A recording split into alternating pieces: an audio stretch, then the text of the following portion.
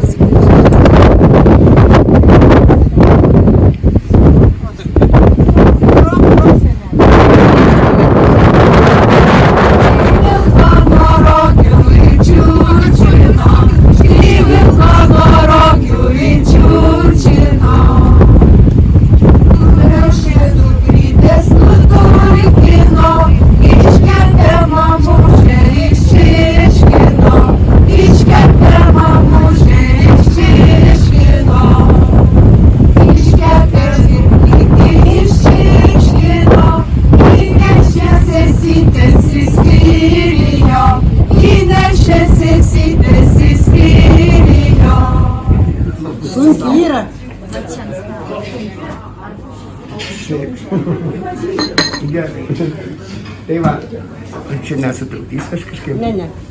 Nu va, prasme, kas gali būti didingesnio, jeigu kartais darbai arba ženklai atsiranda muziejuje. Tai man atrodo, tai yra vertybė arba kūrybai, arba tai aš būdamas dėkingas, mielai atvažiuosiu pasižiūrėti, kaip ten bendrai ekspozicija įsikomponuoja. Tai mes labai sunkiai. Esu jau ne jaunuolis, esu likimo brolis. Ir man sunku jums nešioti. Aš manau, tai turbūt pati svariausia dovana, kurią esu gavęs.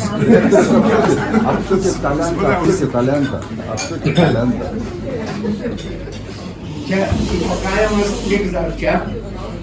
Noriu pasakyti. Labai dėkoju, tikrai.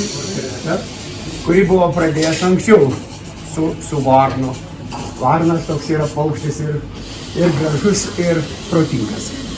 Tai man pasirodė, kad jisai tiktų, galbūt jis bus kaip eksponatas, galbūt parodoj, bet ta prasme, man atrodo, kad čia portretas yra panašesnis, nes ten reikia iš mažų nuotraukų jį padaryti. Ir jums atrodo, jis yra toks stambesnių planų nuotraukas. Tai šitas laukia dar naujo gyvenimo, kuris atras, nes mano manimu, kad tie ženklai kažkur, jie įgauna prasme, kai jie yra kur nors padėti ir yra viešinamas, kitaip sakant.